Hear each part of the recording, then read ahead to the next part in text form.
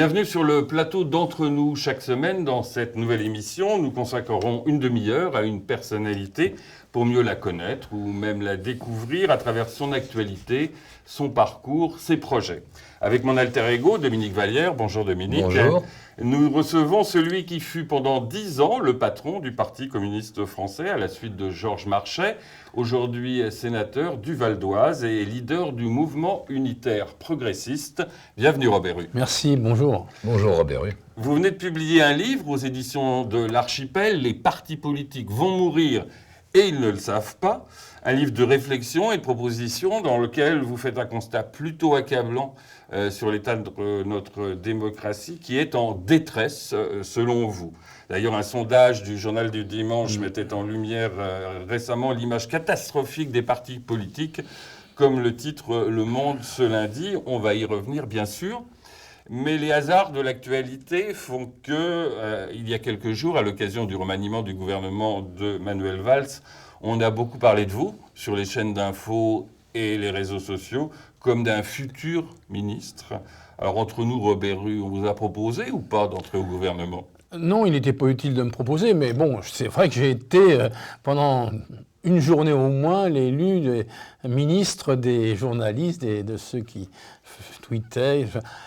Bon, la réalité, c'est que chacun sait que je connais bien François Hollande, je l'ai soutenu dans la campagne présidentielle, mais aujourd'hui, la politique qu'il conduit, je la regarde avec toute la lucidité nécessaire. Ce qui fait que je ne peux pas aller dans un gouvernement qui s'engage dans des choix qui, à mon avis, sont difficiles pour le pays et risquent de ne pas apporter des réponses à la gauche. Alors, donc comme là, au moment du remaniement, les choses montaient, le ton montait. J'ai fait une déclaration avant la composition du gouvernement. Et d'ailleurs, je peux vous dire, j'ai envoyé un SMS à François Hollande, ce que je fais de temps en temps, avant la publication de cette déclaration, pour dire je ne participe pas à ce gouvernement. Voilà. Oui. Mais c'était pas la peine de faire monter comme ça les enchères. Quand on a vu la composition, quand on a entendu la composition, avec la nomination de toute façon d'Emmanuel Macron, un ancien banquier d'affaires chez Rothschild à l'économie, et puis ensuite le discours à la Tony Blair de Manuel Valls devant l'université d'été du MEDEF où il a été salué par une standing ovation, Robert Rue, même s'il n'est plus communiste, c'est toujours de gauche et on va voir comment tout à l'heure, c'était pas pour vous, quoi. C'était pas du tout l'orientation qui pouvait me conduire à soutenir à l'intérieur du gouvernement cette équipe.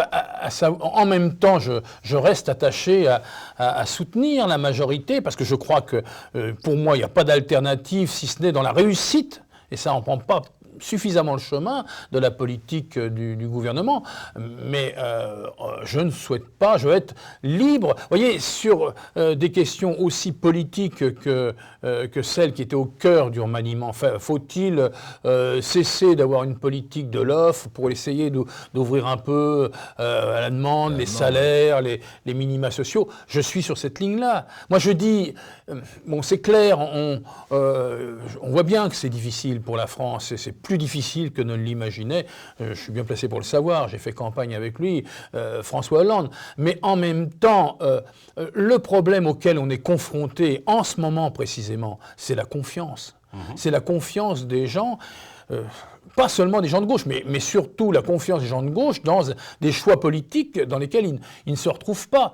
Donc je pense qu'il était important de donner des signes. Et c'est ce que j'ai dit, je l'avais dit à François Hollande précédemment.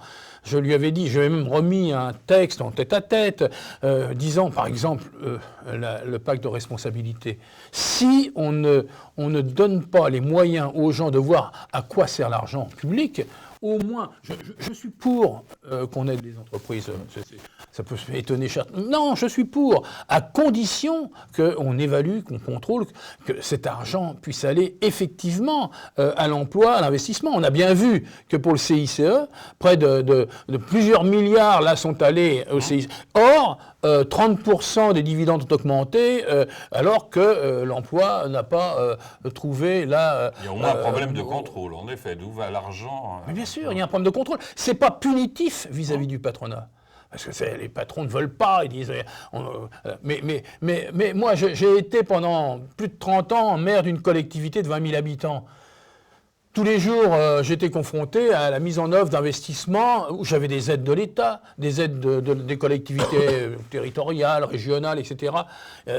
On me demandait des comptes. Il y avait 5-10 contrôles, et c'est juste, c'est l'argent public. Donc, je pense que ça, c'est une faiblesse de ce gouvernement. Est-ce que ce coup de foudre entre M.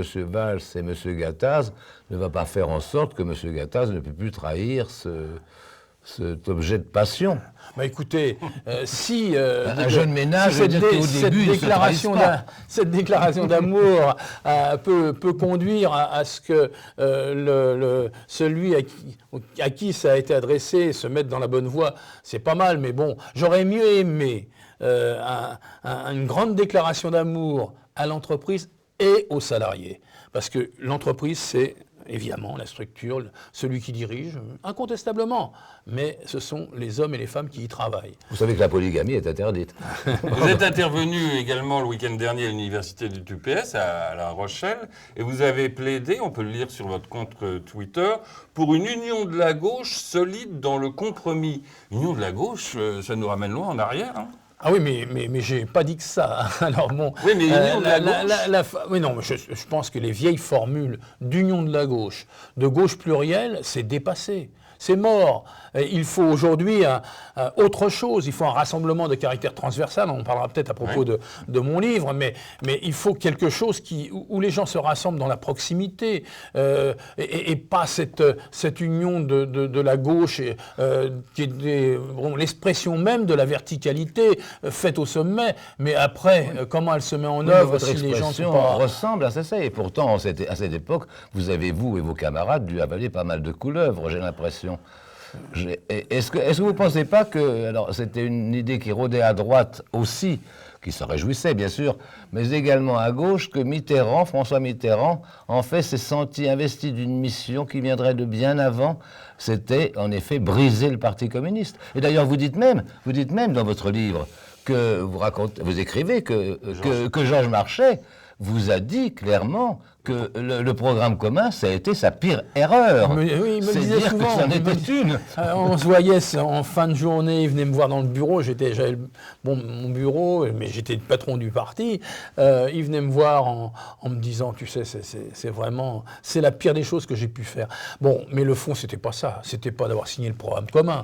C'était que le Parti communiste et la démarche même qui marquait le communisme, à savoir ce qui se passait à l'Est, notamment dans les pays du socialisme réel, entre guillemets, était en décomposition. Le problème, c'était pas de signer un programme commun en France, c'était d'apporter des idées de transformation profonde et révolutionnaire. Aujourd'hui, je parle de révolution, il ne s'agit pas d'une révolution armée. C'est pas le grand soir. Il s'agit d'une révolution progressiste, mais évolutive. Une évolution à la Jaurès. Vous savez, qui disait il faut une évolution révolutionnaire, Jaurès disait.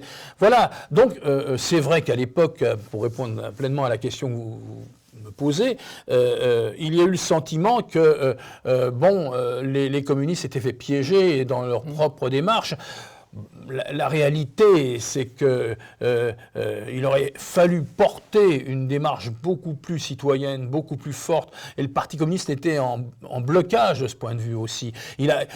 On l'avait senti dans les événements de 68, je le dis aussi. Il avait beaucoup regardé ces événements avec les yeux des années 50. Il fallait moderniser, profondément moderniser. Et quand dans la partie de mon livre que je consacre bien sûr, mon livre, quand il évoque la mort des partis politiques, immédiatement la question qui vient à l'esprit, c'est remplacer par quoi? Eh bien justement, il faut continuer la politique, mais la faire autrement et justement trouver ces structures qui soient beaucoup plus horizontales, beaucoup différentes qu'attendent les gens aujourd'hui. Il faut une autre façon de faire de la politique. Mais avant d'y revenir au fond de votre livre et à ce que vous proposez, revenons quand même un petit peu sur votre parcours. Vous êtes né 1 an après la Libération, vous êtes fils d'ouvriers et d'ouvrières, votre père était maçon et votre maman était dans le textile, Textile, je oui. crois. Et alors, ça nous ramène loin en arrière, mais vous écrivez que votre père a pleuré 2 fois à la mort de votre grand-mère, de sa mère, Ouais. et à l'annonce de la mort de Staline. Vous aviez 6 ans. Oui. Là, c'est vraiment le communisme d'antan. Hein. C'était la même année, 1953. Et quand on est gamin, vous savez, on ne voit pas souvent son père pleurer, heureusement d'ailleurs. Mais là, 2 fois, effectivement, à la mort de ma grand-mère.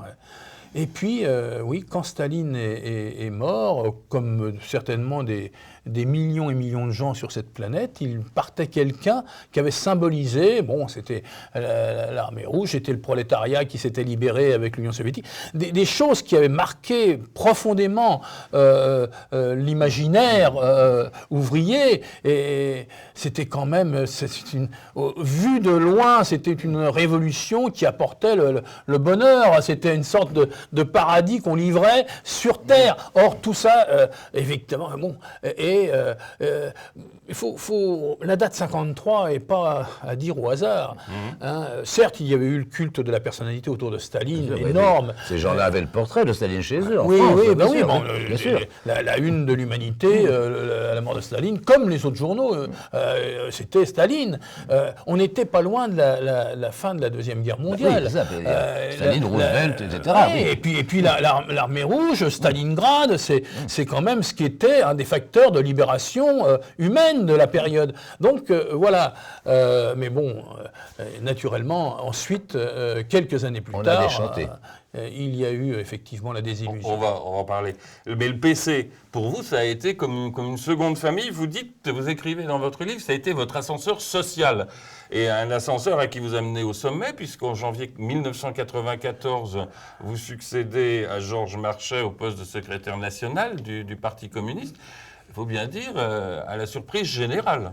Oui, mais justement, cette partie autobiographique, elle n'est pas faite de façon mémorielle. Non. Hein. Mais justement, permet de comprendre votre parcours. Et puis c'est pas mon parcours qui est important, c'est la façon dont, dans d'autres périodes, les partis politiques ont été des outils d'ascenseur social. Il est évident que des gens comme moi, issus du monde ouvrier, qui m'a apporté la connaissance de la philosophie, certes dogmatisée, qui m'a apporté la connaissance de Marx, Engels et d'Hegel aussi. Donc c'est le parti. C'est-à-dire que c'était une école de formation, c'était une école d'émancipation sociale et de parfois même un peu de revanche sociale. Et aujourd'hui, c'est l'inverse. Vous êtes même allé à l'école du parti. Oui, bien sûr, Ça, comme les communistes ont été souvent... Ce qui n'existe plus maintenant. Ça n'existe plus, mais ça n'existe plus nulle part. Il n'y avait pas que le Parti communiste qui pratiquait l'éducation populaire. Et puis, mais aujourd'hui, pourquoi je dis ça ? C'est que quand je fais la critique des partis politiques aujourd'hui, vous avez là des gens qui sont des permanents, des professionnels de la politique, qui sortent tous des grandes écoles, parfois la même grande école, parfois la même dans le gouvernement et le pouvoir de la grande école. Et puis, mais où sont les rapports avec les gens d'en bas ? Le monde tel que je l'ai vécu, je trouve que cette brisure, cette modification qui est apportée au plan de l'évolution de ces partis qui sont en voie de disparition parce qu'ils ne servent plus la plupart du temps qu'à se reproduire eux-mêmes, ils ne servent plus qu'à préparer des équipes, des écuries présidentielles, c'est dramatique. La politique au sens noble du terme n'est plus à l'ordre du jour et c'est ce qui explique qu'un certain nombre de jeunes n'entrent plus en politique aujourd'hui, n'entrent pas en politique aujourd'hui. Moi, je suis rentré en politique, bon, je suis un peu tombé dans la marmite, c'est certain, mais en même temps, bon, il y avait, c'était un facteur de connaissance. Vous voyez, les écoles du parti, vous m'en parliez. Moi, dans les écoles du parti, c'est là que j'ai découvert l'impressionnisme, c'est là que j'ai découvert la littérature, et moi qui n'avais pas eu la chance, j'aurais peut-être eu les moyens, hein, mais qui n'avais pas eu la chance d'accéder aux études supérieures. Oui, parce que vous vouliez être médecin, par exemple, et vous n'avez pu être qu'infirmier. Et je pense que j'aurais pu faire un bon médecin. bon, je me suis mis à soigner la société, mais en tous les cas, non, peut-être qu'on vous proposait de lire Aragon plus que d'autres auteurs, mais au moins on vous proposait des choses et une culture et une éducation, enfin voilà, quelque chose comme ça. Je pense que, oui, lire Aragon, c'était pas la dogmatisation totale. Un certain nombre de gens aujourd'hui dans le pouvoir, s'ils lisaient, ils avaient lu un peu Aragon, ça serait pas plus mal. Il y a quelqu'un de droite dans Besson qui est un fidèle défenseur d'Aragon, il vous dirait qu'effectivement, ça manque quelque peu à nos dirigeants aujourd'hui. Oui, bien sûr. Quand vous donnez ce grand coup de pied dans les partis, si je puis me permettre l'expression, malgré tout, ça n'est pas pour recréer des partis tels que ceux dont vous dites qu'ils étaient bien, par exemple le PC, qui effectivement éduquait, amenait, élevait socialement. C'est autre chose que vous souhaitez maintenant. Je poursuis la question de Dominique. Le Parti communiste, vous avez voulu en être le rénovateur. Vous auriez pu être le Gorbatchev. Vous vouliez être le Gorbatchev, faire la perestroïka du PC à la française, mais vous n'y êtes pas arrivé. Oui, bien sûr, mais...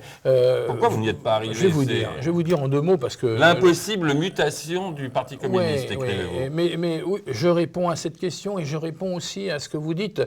Vous me disiez, le Parti communiste, c'était bien, etc. Je ne dresse pas un tableau idyllique, je n'ai pas voulu cracher dans la soupe.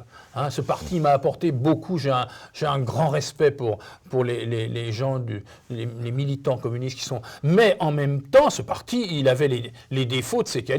Il était enfermé dans une doctrine complètement fermée. Et il n'a pas voulu se dégager suffisamment tôt, ou pu se dégager suffisamment tôt du modèle soviétique. C'était absolument... Alors, bon, j'ai tenté de faire muter ce parti.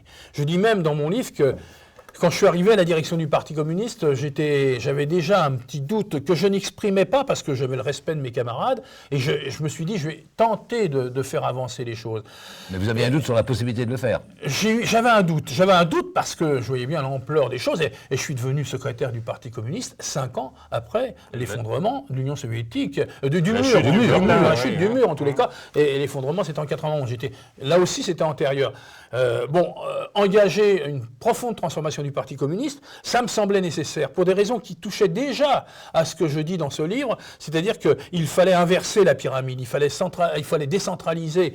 Or, je me suis heurté à des difficultés. Un corps militant exemplaire de dévouement, mais en même temps enfermé dans cette démarche-là. Pas tous, naturellement, on a eu de très grands intellectuels, des gens mais ceux-là se sont souvent écartés du Parti communiste. J'ai tenté de faire cela. À l'époque, d'ailleurs, quand j'ai tenté de le faire, notamment au moment où j'étais candidat à la présidentielle, beaucoup de gens, d'intellectuels qui avaient quitté le parti sont revenus vers le Parti communiste. Et puis, quand il s'est agi d'aller plus loin, nous avons été confrontés à un problème. C'est qu'en même temps, moi, en 97, quand est arrivé ce qui n'était pas prévu, c'est-à-dire l'arrivée de la gauche au pouvoir, et est-ce qu'on participait ou pas au gouvernement, j'ai souhaité que nous participions au gouvernement. Et je ne le regrette pas. Je pense qu'il vaut mieux être dans le gouvernement, tenter d'arracher un certain nombre de choses. Et ça a été prouvé. On a eu d'excellents ministres. Hein. Je pense à des gens comme Jean-Claude Guesseau, même à Marie-Georges Buffet qui a été une excellente ministre. Mais après, le problème, c'est que le Parti socialiste étant le parti hégémonique, tyran, avec un Lionel Jospin pour qui j'ai beaucoup de respect aussi, mais qui était persuadé qu'il allait devenir président de la République. Je le voyais très régulièrement, on en parlait en tête à tête. Il faisait il allait plumer Chirac sans problème. Ça ne fut pas le cas. Et donc, oui, mais à partir de là, il a accepté l'inversion du calendrier, s'il ne l'a pas stimulé, du calendrier électoral. Et tout ça a fait qu'on s'est retrouvé dans une situation tout à fait difficile. Et la démarche qui était la mienne de mutation du parti s'est identifiée à une difficulté à ce que la gauche au pouvoir mette en œuvre vraiment les engagements sur lesquels elle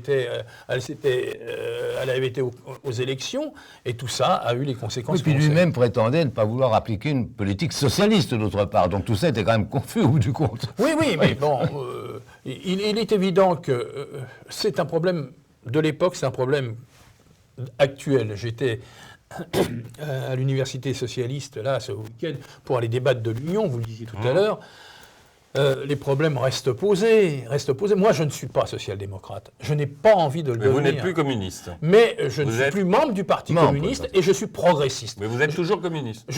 Il y a un certain nombre de valeurs que je garde, mais je suis plus membre du Parti communiste et je suis progressiste. Pour ça que j'ai créé un mouvement. Oui, alors parlons-en. Un mouvement des progressistes, oui, et qui va devenir le mouvement des progressistes parce que des gens nous rejoignent et je pense qu'il faut aller beaucoup plus loin maintenant dans le rassemblement. C'est un mouvement qui est jeune, qui est émergent, qui a du mal à vivre parce que aujourd'hui, émerger dans une crise de la politique, vous l'avez rappelé tout à l'heure, quand 85% des Français ne font plus confiance aux partis politiques, il faut vraiment montrer que ce qu'on fait, c'est pas vraiment ce qui a existé, ce qui existe encore à bien des égards. Mais aujourd'hui, il faut faire quelque chose de beaucoup plus transversal, beaucoup plus proche des gens. Les pyramides, il faut les casser, c'est fini. Les choses d'en haut, les écuries présidentielles, tout ça, il faut casser. Il faut aussi bouger les institutions. Oui, d'accord, Robert Hue, mais tout le monde pourrait vous dire, tout le monde est pour le progrès. Donc c'est un peu vague, le progrès comme programme. D'ailleurs, les communistes, même dans les années 50, se gargarisaient que le mot progrès. Ils étaient progressistes. Bien sûr. Progressistes. Aujourd'hui, mais vous avez complètement raison. C'est quoi votre progrès? Alors, je vais vous dire, aujourd'hui, tout le monde peut se réclamer du progrès. Et s'en réclame. À droite aussi, on se réclame du progrès. La question, c'est que le progrès a apporté beaucoup d'illusions et donc a été, à un moment donné, un vrai obstacle aux yeux des gens. Quand on disait progrès, on pensait technologie nouvelle, on pensait perte d'emploi, on pensait... Donc mais en même temps, dans mon esprit, le progrès d'abord, c'est le progrès humain, c'est le progrès social, c'est le progrès durable, on y ajoute l'écologie. Et ma conception aujourd'hui, c'est qu'il ne faut pas en transférer sur le progrès les difficultés qu'on a à vouloir s'émanciper de l'argent roi. Par exemple, j'entendais ce week-end nos amis socialistes se réclamer du progrès. Mais si on n'a pas le courage d'affronter l'argent roi, d'affronter la finance, de dépasser la société, moi, ce que je préconise, c'est une révolution progressiste, un bouleversement dans la tranquillité, dans la sérénité, mais un bouleversement des rapports justement de l'homme à la civilisation. Le progrès pour moi, c'est d'abord essentiel, permettre que nos enfants vivent un peu mieux que nous. À terme, c'est peut-être simple de dire ça, mais c'est fondamental. Moi, quand j'étais gamin, on évoquait tout à l'heure mon père qui était un militant, il me disait, si tu travailles bien à l'école, t'inquiète pas, pas de problème, tu auras un métier. Aujourd'hui, l'enfant d'aujourd'hui, allez dire ça au monde, ils sont bardés de diplômes et ils n'y arrivent pas. Ça veut dire que le retour au progrès tel que je le conçois est un retour à ce progrès-là. Et puis, il faut avoir le courage de s'attaquer aux structures. La grande différence qui a fait l'échec au XXe siècle du communisme et de la social-démocratie, les deux formes de socialisme ont échoué en fait. Le communisme pour les raisons qu'on évoquait tout à l'heure, et puis la social-démocratie parce qu'elle a fini par vouloir s'adapter au capitalisme et elle ne propose pas de le dépasser. Moi, je propose son dépassement. Je suis pas devenu à nouveau dans des situations où il faudrait, de toute façon, comme les bolcheviks, prendre le pouvoir et le palais d'hiver. Non, rien à voir. Mais il faut bien effectivement. Vous voulez convaincre les esprits que l'avenir c'est le progrès. Je veux qu'il y ait la même démarche, l'engouement profond du progrès qui a connu la naissance du progrès au moment des Lumières. Le progrès a été porté au moment des Lumières et il s'est dénaturé progressivement. Il a eu des expériences qui étaient négatives. Aujourd'hui, c'est le renouveau du progrès que je préconise et surtout, ce progrès cette conception, vous voyez bien qu'il y a là des idées, parce que beaucoup d'idées sont en panne. Là, il y a des idées neuves. Eh bien, je pense qu'il faut les partager. Et c'est tout le problème. Et là, on échappe effectivement aux partis traditionnels dont vous dites qu'ils sont en train de mourir, qu'ils sont à l'agonie, parce que vous pouvez très bien capter un auditoire aussi bien de gauche, bien évidemment, que d'une droite modérée, qu'une droite sociale. Ou du centre. Ou du centre, bien évidemment. Est-ce que Bayrou pourrait être progressiste? Écoutez, le progrès, il se définit par ce qu'on met en œuvre et les faits. Donc, beaucoup de monde peut, évidemment, s'inscrire dans le progrès. Le progrès, accordez-le-moi, est une idée plus ancré à gauche qu'à droite. Mais il reste qu'aujourd'hui, le progrès, il peut effectivement devenir le choix d'une démarche, parce qu'il y a un besoin de politique. je dis que les partis sont morts, mais ils sont morts. Vous écrivez les politiques désespèrent ou pis indiffèrent. Oui, Donc oui, vous, oui. Vous voulez Oui, aussi faire de la politique Oui, mais parce que- autrement avec le progressisme. Parce qu'à votre différence, vous prétendez qu'il n'y a pas d'idée, quoi. Non, je prétends qu'il y a les idées sont des vieilles idées.